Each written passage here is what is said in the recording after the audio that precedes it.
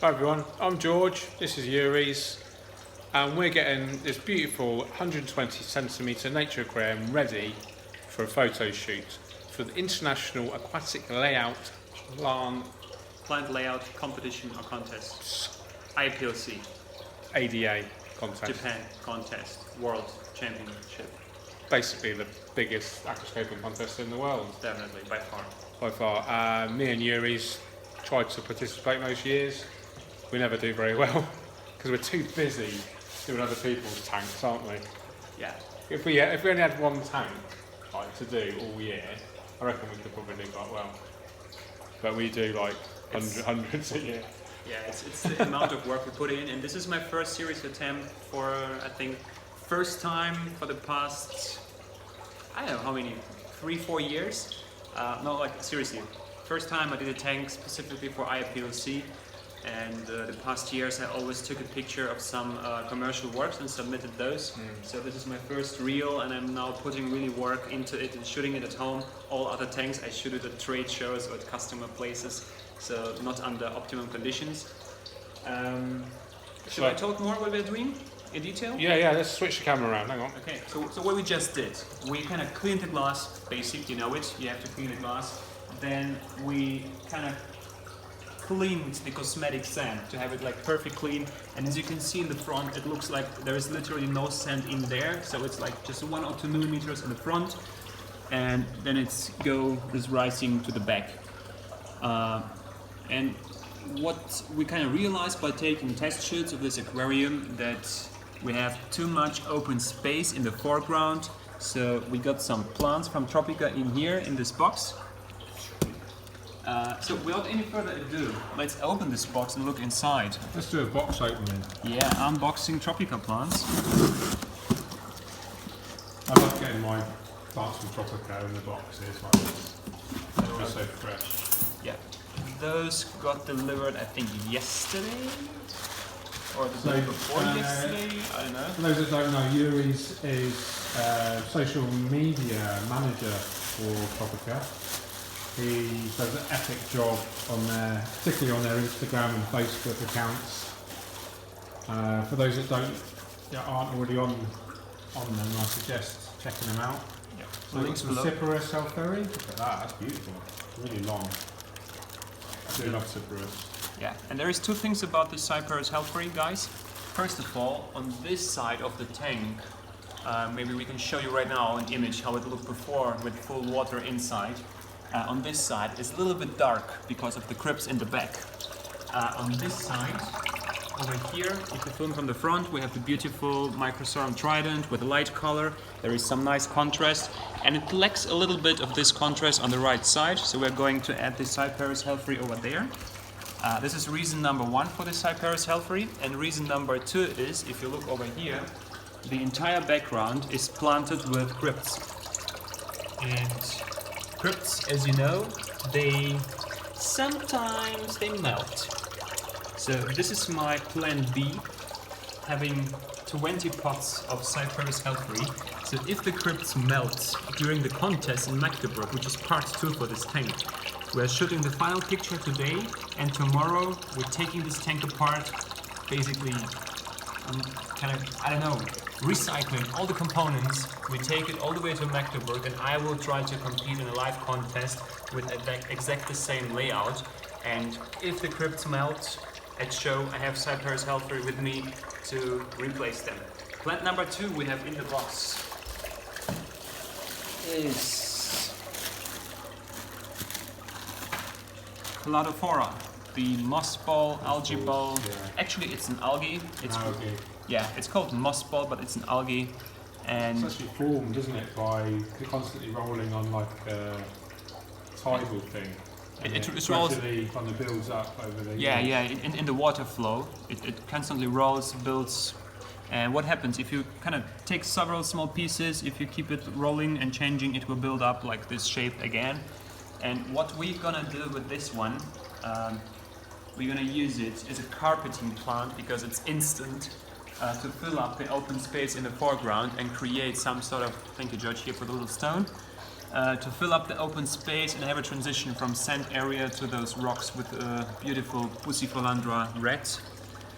And what we're gonna do, this is called, I don't know, like unwrapping the Cladophora. You can look inside. But this is what Cladophora moss balls looks from the inside. Probably this part haven't seen light for a long period of time.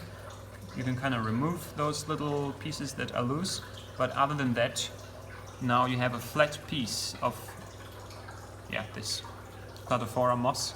You're gonna use super glue and attach it to the rock, and then use pieces like this inside. I can actually create one over here for you. Bam! I'm using over here super glue from Arca. Shout out to Arca, they're doing amazing bacteria products, live bacteria for aquarium. This is gel type super glue. So I look at the shape of the rock. You can turn around, put the moss on top, and then kind of, it's a little trick to have similar shaped moss like the rock you see here. And then I take the super glue. I hope it's still open. Yeah, it's working. Couple dots here and there. You don't have to cover the entire area. Take the rock and just put on top. 1, 2, 3, 4, 5, 6, 7, 8, 9, 10. 10 seconds. And it's done. 10 seconds, that was like 5 seconds.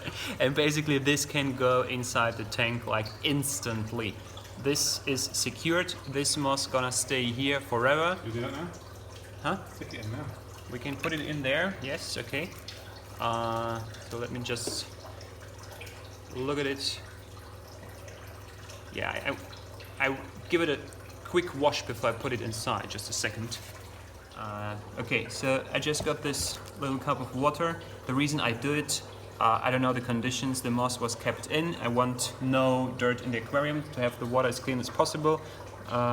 So I dip it inside.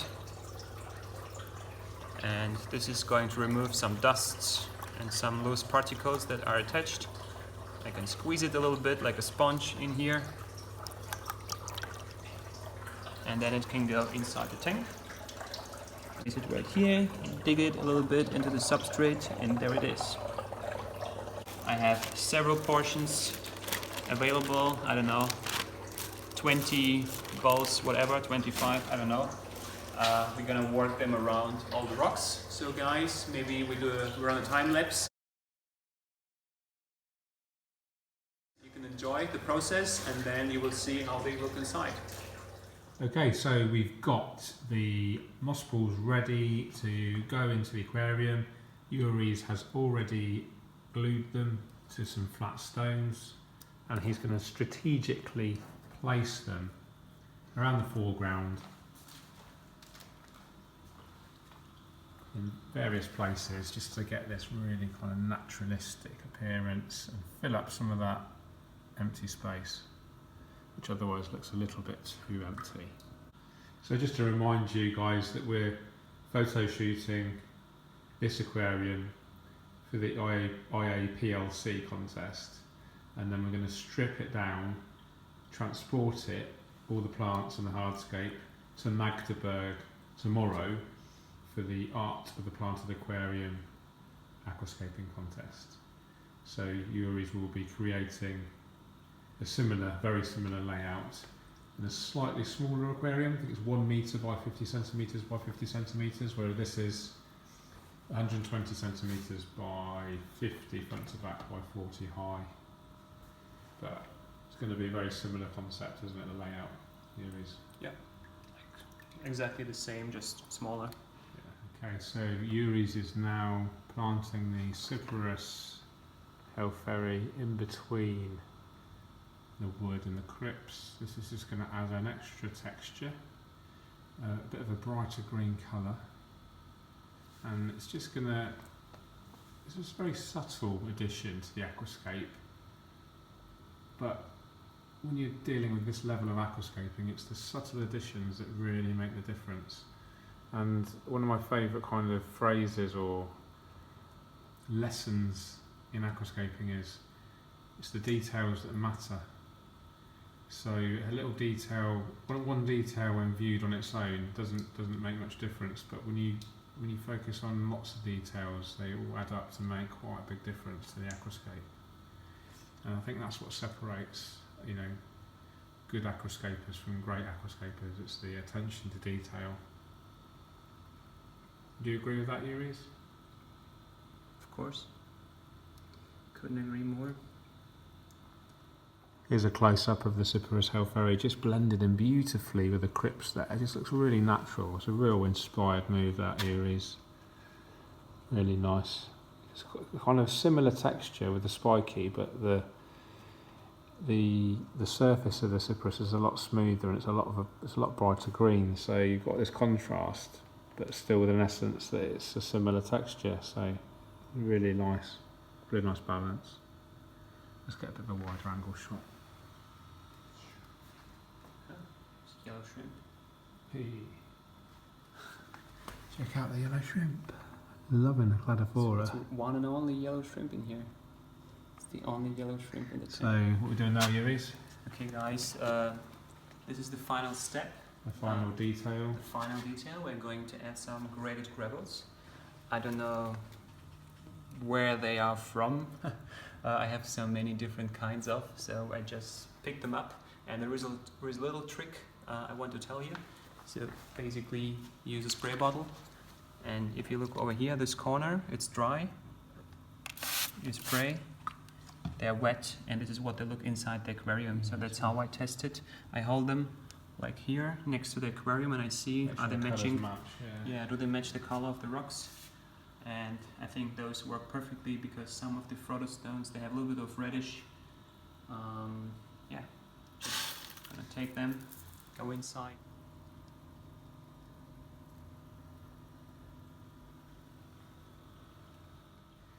Okay, so final touches are in. We've got the gravel there, just added towards the moss balls and the Frodo stone.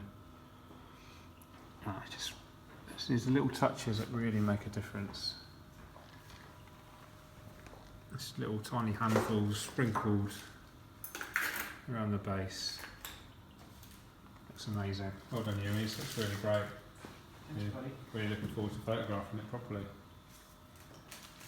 So there we go, guys. Looking pretty epic.